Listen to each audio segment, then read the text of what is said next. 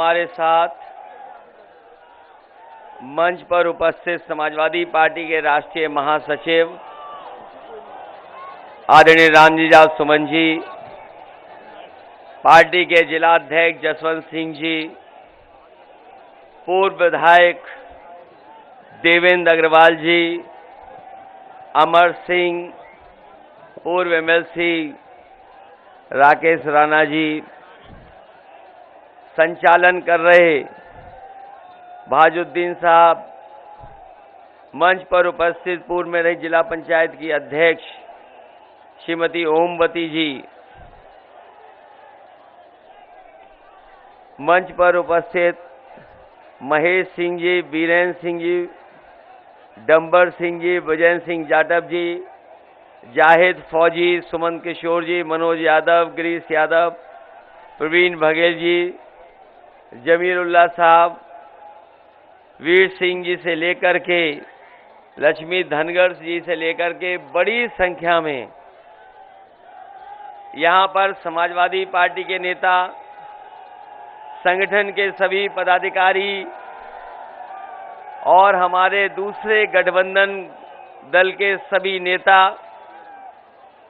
इस कार्यक्रम में उपस्थित बड़ी संख्या में हमारे आदरणीय बुजुर्ग, किसान भाई, नौजवान साथी और पत्रकार बंधुओं, मैं सबसे पहले सिकंदराव और हाथरस के सभी अपने साथियों का बहुत बहुत धन्यवाद और आभार प्रकट करना चाहता हूं। चुनाव के समय पर इस मैदान में मुझे कई बार आने का मौका मिला है। इस मैदान में हमें कई बार अपील करने का मौका मिला है। विधानसभा का चुनाव रहे होंगे, आपके बीच में आने का मौका मिला है, लेकिन इस समय जब मैं आपके बीच में आया हूं और अपील करने आया हूं, उस समय आपको पहले चरण के चुनाव की हवा का पता लग गया होगा। आपसे दूर नहीं है जिला जहां पर वोट पड़े हैं। कहने को हर दल कुछ न कुछ कह रहा है, लेकिन पहले चरण के चुनाव से ही उत्तर प्रदेश का माहौल बदल गया है। ये बात मानते हो कि नहीं मानते, ये बताओ पहले। हमारे अलीगढ़ के लोग जानते होंगे, जिस चरण में चुनाव हुआ है, उस चरण के लोगों ने और खासकर किसान और नौजवानों ने और जिस तरीके से व्यापारियों ने साथ दिया है, भारतीय जनता पार्टी का सफाया हो चुका है। और ये बात इसलिए मानिए कि जैसे ही पहले चरण का चुनाव खत्म हुआ है, भारतीय जनता पार्टी के नेताओं की भाषा बदल गई है। भाषा बदल गई कि नहीं बदल गई? मुझे नहीं लगता कि यहां भारतीय जनता पार्टी का कोई बड़ा नेता आया था, और अगर आया होगा तो आप जानते होंगे कि कैसा कैसा झूठ बोला जा रहा है। उनके नेता जहां जा रहे हैं झूठ बोल रहे हैं, और झूठ इसलिए बोल रहे हैं, वो हुआ है भ्रष्टाचार और महंगाई।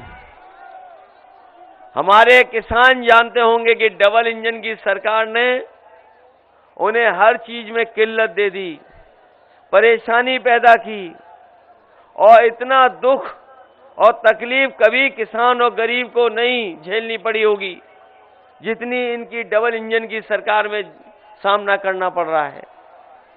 इनके नेता जहां जा रहे हैं वहां झूठ बोल रहे हैं। अगर उनका छोटा नेता है, अगर उनका कोई छोटा नेता है तो वो छोटा झूठ बोल रहा है, अगर थोड़ा बड़ा नेता है तो बड़ा झूठ बोल रहा है, और जो सबसे बड़ा नेता है वो सबसे बड़ा झूठ बोल रहा है। आज जिन जिन लोगों ने अखबार पढ़ा होगा, जिन जिन लोगों ने अखबार ध्यान से पढ़ा होगा, वो जानते होंगे कि एक गुजरात के व्यापारी करीबन 28 बैंकों का पैसा लेके भाग गए। ये पढ़ लिया कि नहीं पढ़ा? 28 बैंकों का 22,000 करोड़ रुपया पैसा लेकर के भाग गए। और ये पहली बार नहीं भागे हैं। बताओ, जब जब कोई भागा है बैंकों का पैसा लेकर के, तो बताओ कहां का निकला है? ये बैंकों में पैसा किसी और का नहीं है, ये आपका और हमारा बैंकों में पैसा है। हम और आप लोग अगर पैसा लेने जाएंगे तो कहो हमें और आपको सब अपनी जमीन रखनी पड़ जाए, मकान रखने पड़ जाएं, तब बड़ी मुश्किल से बैंक से लोन मिलता है। लेकिन कमाल के लोग हैं ये बड़े बड़े उद्योगपति लोग, इन्हें पैसा मिल रहा है बैंकों से और इनको रखना कुछ नहीं पड़ता है। केवल हवाई जहाज की टिकट लेते हो और भाग। तो अगर 22,000 करोड़ एक उद्योगपति ले गया और अभी तक के हिसाब किताब लगा लो कितने उद्योगपति पैसा लेकर के भागे होंगे। यह हाथरस और सिकंदराऊ का दूसरे चरण का चुनाव है, तीसरे चरण का चुनाव है, तीसरे चरण का चुनाव है, क्योंकि कल मैं दूसरे चरण वालों के बीच में था। आज तीसरे चरण वालों का चुनाव है, इसमें हमारा भी वोट पड़ना है। इसलिए आपसे हम विशेष निवेदन करने आए हैं हाथरस के लोगों से कि इस बार गठबंधन की मदद करो। गठबंधन सरकार बनाने जा रहा है और ये चुनाव कोई छोटा मोटा चुनाव नहीं है, ये चुनाव आपके भविष्य का चुनाव है। भविष्य कैसे बनेगा ये उसका चुनाव है। ये लोकतंत्र को बचाने वाला चुनाव है और बाबा साहब ने जो हमें संविधान दिया है उस संविधान को बचाने वाला भी चुनाव है। इसलिए आपकी जिम्मेदारी बड़ी बनती है। इस चुनाव में आप लोग साइकिल की मदद करो, जहां साइकिल चुनाव लड़ रही है, जहां हैंडपंप वाले लड़ रहे हैं वह हैंडपंप की मदद करना। लेकिन आप लोगों ने देख लिया होगा पहले चरण का चुनाव, जब से साइकिल और हैंडपंप संग संग आई है, भारतीय जनता पार्टी का दरवाजा बंद कर दिया है। और जब मैं अलीगढ़ गया था तो अलीगढ़ वालों से मैंने कहा इस बार भारतीय जनता पार्टी के दरवाजे पर बढ़िया ताला लगवा दो, जिससे कभी दोबारा उत्तर प्रदेश में ना आ पाए। हमारे किसान भाई जानते होंगे, उन्हें वादा किया था कि किसानों की आय दोगुनी हो जाएगी। जहां जहां हम गए हैं किसानों से पूछा है कि बताओ किसान भाइयों आपकी आय दोगुनी हो गई कि नहीं हो गई। ये किसानों के बेटे हैं, बताओ आय दोगुनी हो गई कि नहीं हो गई। यही बीजेपी ने कहा था कि नहीं कहा था। और अभी जब खाद लेने गए होगे आप लोग, तो बताओ खाद मिल पाई आपको कि नहीं मिल पाई। न खाद मिली, न कीटनाशक दवाई मिली, न डीएपी मिली। और अगर फसल आपने तैयार कर ली होगी तो उसकी कोई कीमत भी नहीं सरकार दे पाई। और ऊपर से कैसे कानून लागू हो रहे थे और कैसे कानून लागू हुए थे। 3 काले कानून लाए गए थे, 3 काले कानून लाए गए थे। किसानों ने विरोध किया, आंदोलन किया। हम बधाई देना चाहते हैं अपने किसान भाइयों को कि जिन्होंने संघर्ष कर करके सरकार को झुकाने का काम किया और सरकार को तीनों काले कानून वापस लेने पड़ गए। लेकिन 700 किसान शहीद हुए हैं, 700 से ज्यादा किसान शहीद हुए हैं। किसी की मदद नहीं की भारतीय जनता पार्टी ने। 700 से ज्यादा किसान शहीद हुए हैं, किसी की मदद नहीं हुई। समाजवादी पार्टी ने तय किया है कि किसानों के याद में किसान स्मारक के साथ साथ जिन किसानों के परिवारों की जान गई है, किसानों की जान गई है, उन परिवारों को 25 लाख रुपए से मदद करने का काम समाजवादी सरकार में होगा। ये हम किसानों को सुविधाएं देने जा रहे हैं। और अपने छोटे किसान हैं, उन्हें डीएपी और खाद भी सरकार से फ्री दिलवाने का काम करेगी समाजवादी सरकार। और अगर हमें किसानों की फसल के लिए खरीदने के लिए अगर मंडी से लेकर के खरीद केंद्र बनाने पड़ेंगे, तो खरीद केंद्र बना करके हम अपने किसानों को एमएसपी दिलाने के लिए नियम बना करके उन किसानों की खरीद करने का काम करेंगे। हमारा किसान तो है ही तकलीफ परेशानी में महंगाई से। यहां भी डीजल पेट्रोल महंगा हो गया होगा। बताओ महंगा हो गया कि नहीं हो गया? 100 के पार हो गया नहीं हो गया? यही बीजेपी वाले कह रहे थे कि हवाई चप्पल वाले हवाई जहाज में चलेंगे। जब से डीजल पेट्रोल महंगा हुआ है, हमारे गरीबों की गाड़ी नहीं चल पा रही, मोटरसाइकिल नहीं चल पा रही। इसीलिए समाजवादी पार्टी ने तय किया है कि हमें अगर पेट्रोल भी फ्री देना पड़ा तो देने का काम करेंगे। इधर जब बिजली का बिल आता होगा आपके घर में, तो बिजली का करंट लगता है कि नहीं लगता है? इसलिए समाजवादी पार्टी ने तय किया है कि आने वाले समय में समाजवादी सरकार बनेगी तो किसी को 300 यूनिट के लिए कोई पैसा देना नहीं पड़ेगा। 300 यूनिट बिजली फ्री होगी। ये बीजेपी वाले कह रहे थे कहां से फ्री कर लोगे? ये बीजेपी वाले पूछते हैं, पत्रकार साथी भी जानते होंगे कि बीजेपी वाले पूछते हैं कि 300 यूनिट फ्री बिजली कैसे कर दोगे? हमने कहा समाजवादियों ने बिजली के कारखाने भी बनाए हैं और कारखाने बना करके जो बने हुए बिजली के कारखाने बिजली भी दिलाएंगे और बजट से हिसाब किताब लगा लो, हमें कोई ज्यादा खर्च नहीं करना पड़ेगा। जो बिल देते हैं हमारे लोग, उनका 300 यूनिट का पैसा लगा लो, साल का ज्यादा से ज्यादा 30,000 करोड़ बन रहा है। हम अपने गरीब और किसानों के लिए और आम लोगों के लिए अगर 30,000 करोड़ भी खर्च करना पड़ेगा तो बजट से खर्च कर करके अपने लोगों की मदद करने का काम करेंगे। और हमारे मुख्यमंत्री तो कमाल के हैं।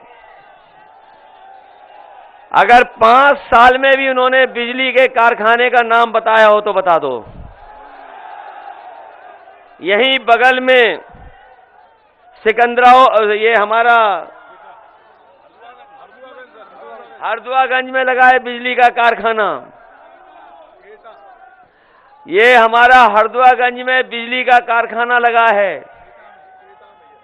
हरदुआगंज में मैं देखा पिछली बार कि जब मुख्यमंत्री गए, मैंने सोचा कि शायद बिजली के कारखाने का नाम लेंगे, लेकिन पूरा भाषण उन्होंने दिया, लेकिन बिजली के कारखाने का नाम नहीं लिया उन्होंने। एटा गए और एटा की सड़क पर देख लेना, अगर आप एटा से लखनऊ और कानपुर की तरफ जा रहे हो तो बाईं तरफ देख लेना कितना बड़ा कारखाना लग रहा है। वो 2000 मेगावाट का कारखाना है, वो सस्ती बिजली है। अगर ये चाहते तो लगवा देते। ये डबल इंजन की सरकार पता नहीं कहां रफ्तार बढ़ाई थी, इन्होंने बिजली का कारखाना नहीं लगने दिया और अभी तक नाम नहीं ले पाए हैं। बताओ उनके मुंह से कभी सुना हो 3x660 super critical thermal plant? अगर उनके मुंह से सुना हो तो बता दो। और पत्रकार साथी हम आपसे दावा करते हैं कि वो 3x660 super critical thermal plant कभी नहीं कह सकते। और उनका सबसे बढ़िया काम था सांड पकड़ने का, वो भी नहीं पकड़ पा रहे। बताओ, सांड खुले घूम रहे हैं, किसानों को बर्बाद किया है। इसीलिए हमने तय किया कि बड़ी संख्या में उत्तर प्रदेश में सांडों से लोगों की जान गई है, बड़ी जानें गई हैं। आप पता कर लो, हर दिन अखबार में पढ़ने का मिलता था कि इधर सांड ने मार दिया, उधर सांड ने सींग मार दिए,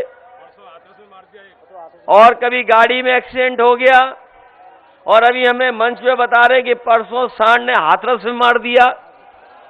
तो आए नहीं हाथरस में, तो हाथरस में किसने मार दिया? सांड ने मार दिया। इसीलिए हमने कहा कि अगर हमें 5 लाख रुपए से भी मदद करनी पड़ेगी ऐसे परिवारों की, तो समाजवादी सरकार में उन परिवारों की मदद करने का काम करेंगे। इधर आपने तस्वीर देखी होंगी मुख्यमंत्री जी की लखनऊ की, स्टेडियम में बहुत सारे उन्होंने लैपटॉप बांटे, स्मार्टफोन बांट दिए, टैबलेट बांट दी। बताओ, हमारे हाथरस के नौजवानों किसको मिला है? किसी को मिला कि नहीं मिला? और इसलिए नहीं मिला क्योंकि हमारे बाबा मुख्यमंत्री उसको चलाना नहीं जानते। इधर तो हम देखते हैं हमारे गांव के लोग भी मोबाइल चलाने लगे हैं। आदरणीय रामजात सोहन जी भी चला लेते होंगे स्मार्टफोन, वो भी चला लेते हैं, लेकिन आपके बाबा मुख्यमंत्री नहीं चला पाते, इसीलिए नहीं मिला। और अब कह रहे हैं कि गर्मी निकाल देंगे, गर्मी निकाल देंगे। कभी आप फ्रिज ठीक कराने गए अपने कि नहीं गए? अगर फ्रिज ठीक कराना होता है तो कहते हैं कि कंप्रेसर खराब हो गया है, इसलिए ठंडा नहीं कर रहा है। तो बताओ, हमारे मुख्यमंत्री क्या कंप्रेसर है जो गर्मी निकाल देंगे? लेकिन हम अपने नौजवानों को कह करके जा रहे हैं, अगर ये गर्मी निकालने की बात कर रहे हैं तो समाजवादी सरकार बनेगी तो फौज से लेकर के पुलिस में नौकरी निकाल करके आपको रोजगार और आपके भविष्य को बनाने का काम करेंगे। समाजवादी पार्टी ने तय किया है कि जितने भी खाली पद हैं, जितने भी खाली वैकेंसी हैं, उनको भरने का काम समाजवादी सरकार में होगा, जिससे नौजवानों को नौकरी और रोजगार मिल जाए। हमने देखा लखनऊ में ये बीएड वाले लोग न जाने कितना आंदोलन किए हैं, ये पिछले कितने वर्षों से भटक रहे हैं, ये भटक रहे, बीटीसी वाले भटक रहे, ये शिक्षा मित्रों को न जाने कितना अपमानित होना पड़ा, 69,000 वालों को न जाने कितनी बार लाठी खानी पड़ी, और रोजगार सेवक से लेकर के बहुत सारी ऐसी नौकरियां जिनको भारतीय जनता पार्टी ने जानबूझ करके उलझाने का काम किया। और उलझाने का इसलिए काम किया कि हमारे नौजवानों को नौकरी न मिल जाए। इसीलिए आपने देखा होगा समय समय पर इन्हें परीक्षा रद्द करनी पड़ी। न केवल परीक्षा रद्द हुई है, बल्कि ये सरकार ऐसी है कि कई बार इनका क्वेश्चन पेपर भी लीक हो गया, जिसकी वजह से परीक्षाएं नहीं हो पाई। इसलिए उस व्यवस्था को ठीक कर करके, और जितनी भी सरकारी नौकरियां खाली हैं, अभी अनुमान से लगभग 11 लाख नौकरियां खाली हैं, 11 की 11 लाख नौजवानों को देने का काम करेंगे, जिससे कम से कम उनका भविष्य बेहतर हो, आगे बढ़ सकें। न केवल नौकरी, बल्कि हमारे सरकारी कर्मचारी जानते होंगे कि बहुत दिनों से इनकी मांग थी कि पुरानी पेंशन बहाल हो।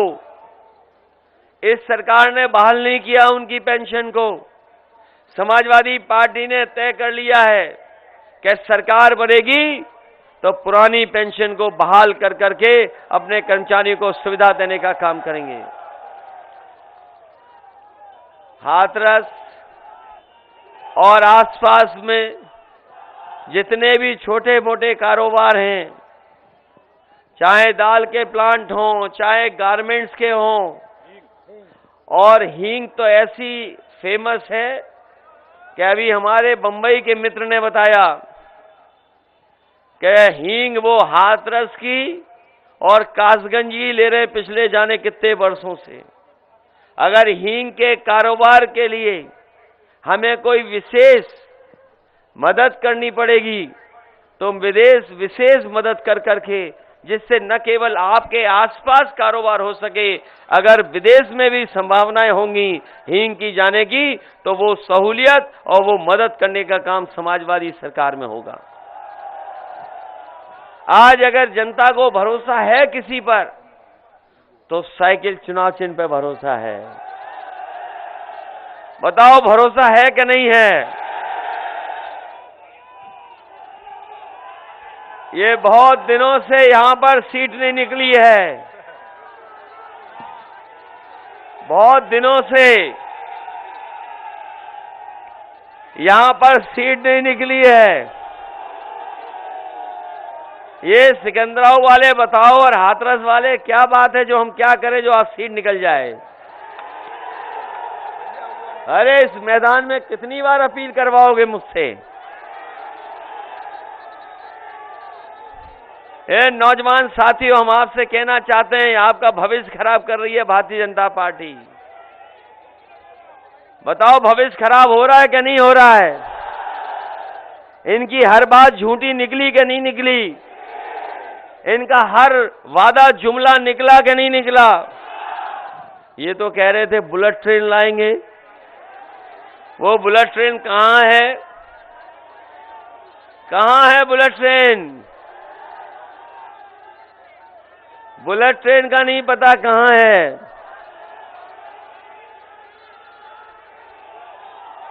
और कितने जुमले सुनाए इन्होंने अच्छे दिन वाले।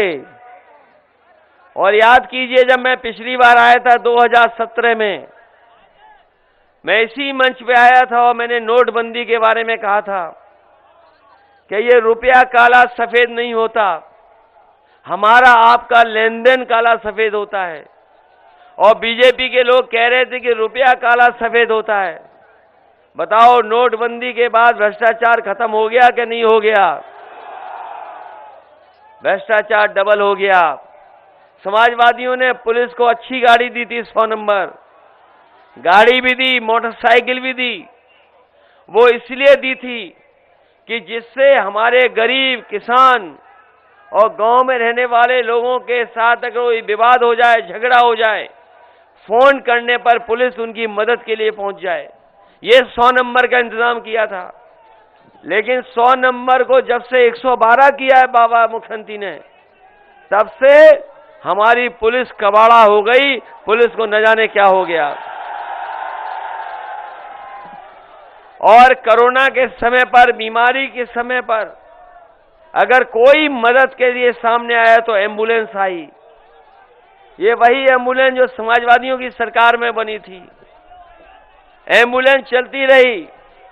हम अपने एम्बुलेंस चलाने वाले जो ड्राइवर हैं उनकी भी समस्या का समाधान करेंगे, क्योंकि हमें याद है कि उत्तर प्रदेश में जिस समय महामारी आई, अगर किसी ने सबसे ज्यादा मदद की तो समाजवादी सरकार में जो शुरू हुई थी एम्बुलेंस, उसको चलाने का काम समाजवादियों ने किया। इधर वो कानून व्यवस्था को लेकर के बहुत कुछ कह रहे हैं। इसलिए समाजवादी पार्टी का मानना है, जहां 100 नंबर को बढ़ाना पड़ेगा, अगर हमें गाड़ी बढ़ानी पड़ेगी तो गाड़ी भी बढ़ाएंगे। अगर पुलिस फोर्स का मनोबल बढ़ाने के लिए हम लोगों को बड़े फैसले लेने पड़ेंगे तो बड़े फैसले लेकर के हम आपको भरोसा दिलाते हैं कि कोई अपराधी होगा, कोई गुंडा होगा, कोई माफिया बदमाश होगा, वो बच करके नहीं निकल पाएगा। उसके खिलाफ कड़ी से कड़ी कार्रवाई होगी।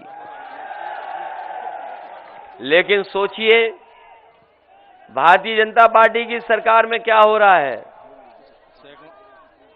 क्या क्या हुआ है भारतीय जनता पार्टी की सरकार में। हाथरस से बेहतर कौन जानेगा। हाथरस की वो बहन वाली घटना कितनी बड़ी घटना थी, सोचिए। अगर आसपास अस्पताल होता, इलाज समय पर मिल जाता, तो शायद वो बहन जिंदा होती, वो हम लोगों को छोड़ करके नहीं जाती। लेकिन जब जान चली गई, बताओ, उसके परिवार के लोग चाहते थे कि दाह संस्कार वो खुद करें, लेकिन बताओ, भारतीय जनता पार्टी की सरकार में जबरदस्ती उस परिवार को अपमानित करने का काम हुआ था कि नहीं हुआ था? जबरदस्ती दाह संस्कार हुआ क्या नहीं हुआ? मुझे याद है, रात में उस बहन के भाई से मेरी 1:30 बजे के लगभग बात हुई। उस भाई ने यह कहा कि हमारी आखिरी इच्छा यही है कि हम अपनी बहन के दाह संस्कार खुद कर लें, सवेरे कर लें। मैंने उसी समय जिलाधिकारी को मैसेज किया, फोन मिलाया, नहीं फोन उठाया। फोन नहीं उठाया उसने। रात में 2 बजे के लगभग मैंने उसे मैसेज किया, कहा कि ये आखिरी इच्छा है परिवार की, कम से कम आखिरी इच्छा पूरी कर दो। लेकिन ये भारतीय जनता पार्टी की सरकार ने उस परिवार की आखिरी इच्छा भी पूरी नहीं की। ये बताओ, ऐसी कानून व्यवस्था है? और एक आईपीएस फरार है उत्तर प्रदेश में। ये जानते हो कि नहीं जानते हो आप? एक आईपीएस फरार है, अभी तक नहीं पकड़ा गया है। और इसी उत्तर प्रदेश में बताओ, पुलिस कप्तान पिच बना रहे माफिया के लिए, और माफिया खुलेआम क्रिकेट खेल रहा है। ये है उत्तर प्रदेश। और ये बाबा जी जब सुबह निकलते हैं तो सोचिए क्या क्या कहते हुए निकलते हैं। आज अगर आंकड़े देखोगे देश के, अगर आंकड़े देखो देश के, जो एनसीआरबी के आंकड़े हैं, आप गूगल करके देख लो, सबके हाथ में है मोबाइल। आज सबसे ज्यादा असुरक्षित कहीं पर बहन बेटियां हैं तो वो उत्तर प्रदेश में हैं। अगर महिला आयोग में सबसे ज्यादा शिकायतें किसी प्रदेश से गई हैं तो वो उत्तर प्रदेश से गई हैं। सबसे ज्यादा कस्टोडियल डेथ अगर पुलिस की पिटाई से कहीं भी जान गई है तो उत्तर प्रदेश। और वो दिन कैसे भूल जाओगे कि एक कारोबारी गोरखपुर में कारोबार करने आया था, पुलिस के लोगों ने पीट पीट करके उसकी जान ले ली थी। ये है उत्तर प्रदेश जो भारतीय जनता पार्टी की सरकार में बना है। और न केवल ये, बल्कि लोकतंत्र की धज्जियां कैसे उड़ी हैं। ये जनता का चुनाव है, भारतीय जनता पार्टी नहीं बच पाएगी। ये जब चुनाव हुए थे पंचायत के, जनता ने उसी समय खिलाफ मतदान कर दिया था, लेकिन उन्होंने जबरदस्ती वोट लूटने का काम हुआ था क्या नहीं हुआ था? जिला पंचायत रही हो, ब्लॉक प्रमुख ही रही हो, बताओ, प्रशासन और पुलिस की ताकत पर वोट छीना क्या नहीं छीना? और न केवल यहां छीना गया, उत्तर प्रदेश ने सब वोट छीन लिया। और एक जगह लखीमपुर का आपको याद होगा, जहां पर बहन अपना फॉर्म भरने जा रही थी, उसके कपड़ों को छीनने का काम अगर किसी ने किया था तो यही भारतीय जनता पार्टी की सरकार में छीने गए थे। और ये जो लोग कानून व्यवस्था की बात कर रहे हैं, बताओ, मंत्री पुत्र ने किसानों को कुचला कि नहीं कुचला? कहीं दुनिया में ऐसा नहीं हुआ होगा जहां पर किसानों को जीप से कुचल दिया गया हो।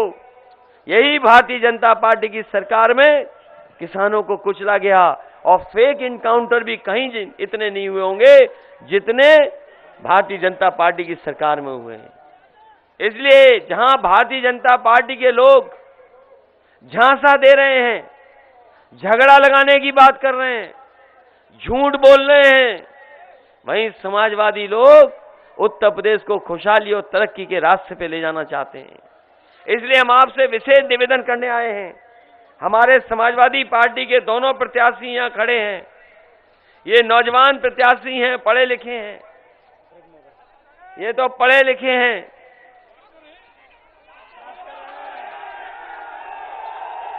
ये पढ़े लिखे हैं, डॉक्टर हैं, और हमें लगता है सरकार का इलाज यही करेंगे। ये जो बाबा मुख्यमंत्री टैबलेट देते रहे, वो टैबलेट किसी को नहीं मिली। अब डॉक्टर साहब जीत करके टैबलेट बीजेपी वालों को देंगे। हमारे डॉक्टर साहब को जिताइए और हमारे दूसरे साथी हैं ब्रिजमोहन राही हाथरस से जो चुनाव लड़ रहे हैं, मैं इनके पक्ष में भी आपसे अपील करना चाहता हूं कि जहां आप डॉक्टर ललित बघेल जी की मदद कर रहे हैं, वहीं आप इनकी भी मदद करना। और गठबंधन के एक और प्रत्याशी हैं जो प्रदेश गुड्डू चौधरी हैं, जिनका चुनाव चिन्ह हैंडपंप है, उनकी भी मदद करना। ये तीनों प्रत्याशी जिताइए। समाजवादी पार्टी ने हर एक को साथ लेने का काम किया है। अगर हैंडपंप को लिया, वहीं महान दल को साथ लिया है। महान दल के लोग भी इस बार समाजवादी पार्टी की मदद कर रहे हैं। और न केवल महान दल, और जब से स्वामी प्रसाद मौर्य जी आए हैं और दारा सिंह चौहान आए हैं, तब से उत्तर प्रदेश का पूरा माहौल बदल गया है। इसलिए जब मंत्री आ रहे हैं आपके साथ, बड़े बड़े मंत्री आ गए छोड़ करके भारतीय जनता पार्टी को, तो सोचिए आपके साथ कितनी ताकत जुड़ गई है। इसलिए इस चुनाव में समाजवादी पार्टी और आरएलडी के सभी प्रत्याशियों की मदद कर देना, यही निवेदन, यही अपील करने आया हूं। और मैं भरोसा दिलाता हूं कि आपके विकास को और यहां की खुशहाली को आगे बढ़ा करके हम आगे बढ़ाने का काम करेंगे। साथ ही साथ जो हमारे अहिरिया समाज के लोग हैं, कई वर्षों से वो लगातार लड़ाई लड़ रहे हैं अपने समाज की तमाम समस्या को लेकर के, अपने समाज को सम्मान दिलाने के लिए। ये भारतीय जनता पार्टी के लोग जातियों में भी झगड़ा कराते हैं। कभी कहते हैं ये जाति ज्यादा है, कभी कहते हैं ये जाति ज्यादा है। हम आपको भरोसा दिला के जा रहे हैं कि आने वाले समय में समाजवादी सरकार बनेगी तो 3 महीने के अंदर जाति जनगणना कर करके कौन जाति कितनी है उसकी संख्या बताने का काम भी हम समाजवादी लोग सरकार में करेंगे। वहीं मुझे दुख है इस बात का, बहुत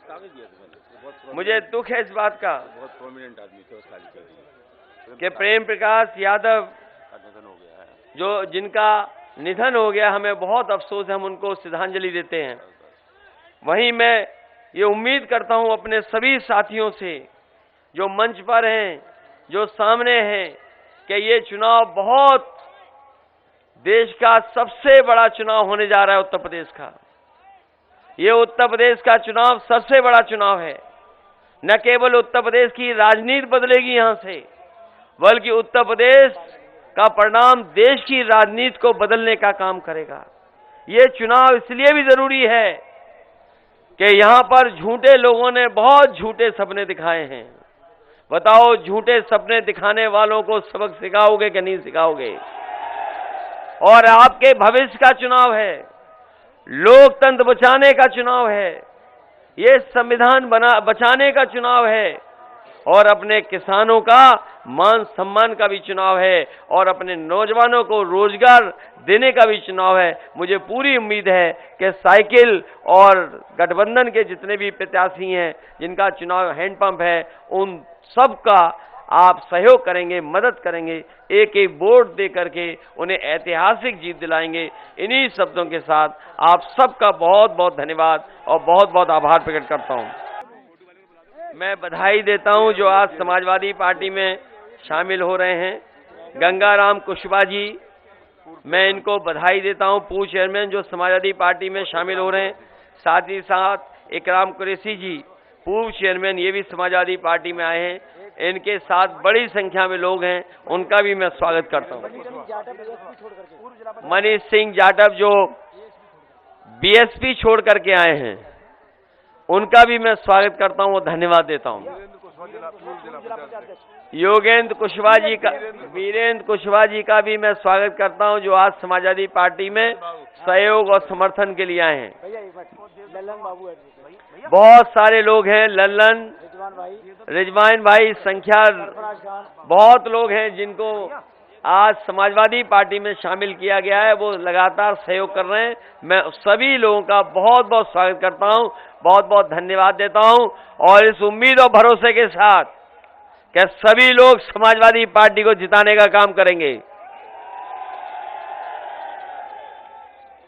बहुत बहुत धन्यवाद। क्या नाम है? मैं देवदत्त वर्मा जी का भी बहुत बहुत स्वागत करता हूं, जो आज समाजवादी पार्टी में शामिल हो गए। रईस अब्बासी साहब का भी बहुत बहुत धन्यवाद। गाड़ी पे चलूंगा, साथ चलूंगा। आइए आइए, चलिए, धन्यवाद। भैया साइकिल भैया।